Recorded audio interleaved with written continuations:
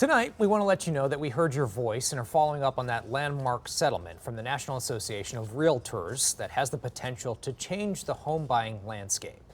Since our original story aired last night on 7 Action News at 5, dozens of you have been weighing in on our WXYZ Facebook page. Some taking issue with our story, wanting to weigh in, including Andy Hargraves, who said that the media clickbait articles in today's day and age is disgusting. From this lawsuit, the only people making extra money are lawyers. We want to let you know we're reading and listening to your comments and feedback. So today, we wanted to follow up. I caught up with Andy, a realtor with Preferred Realtors, as well as others in the Metro Detroit real estate industry to get their side of the story.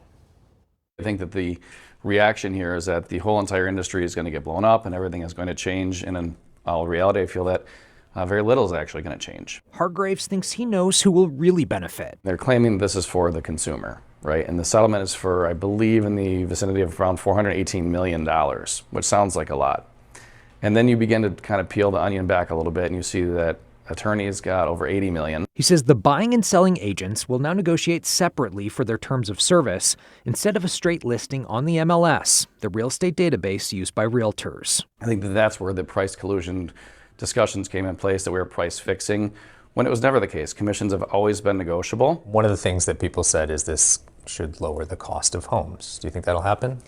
Honestly, no, I don't. Gaston Munoz is the president of the Detroit Association of Realtors, a subsidiary of the National Association of Realtors, the entity settling the lawsuit brought by home sellers and their lawyers. Where do you think the major points of confusion lie? Because I saw some articles that it says the housing price is going to drop because it's no more commission, something like that, and that's not true. Yeah. Commission is still there. It sounds like there's going to be more contract signing too. It's going to be more contract, but not too much between the owner of the house or the seller of the house and the agent. It's going to be between brokers. We're going to have to put in writing who and how we're going to charge the commission. Before, on the MLS, I was able to specify, I'm selling this house for $100,000, the commission is 6%, 3% to the listing agent, 3% to the buyer's agent. That doesn't go there anymore. We're not allowed to put that on the MLS anymore. Amy Osterbeck is a realtor with Keller Williams in Birmingham. She considers herself an educator and an advocate of the consumer and the profession. As an agent, are you concerned? Yeah, I would say I'm concerned. One, because of the misinformation that's happening. And then two, we're not saying that sellers can't compensate buyer's agents. And I think that's another falsehood that's been displayed in the media lately, is that commissions are going away. And the truth is commissions aren't going away and they've always been negotiable. Who do you think this will be a bigger benefit for in the end? The attorneys and not the consumer.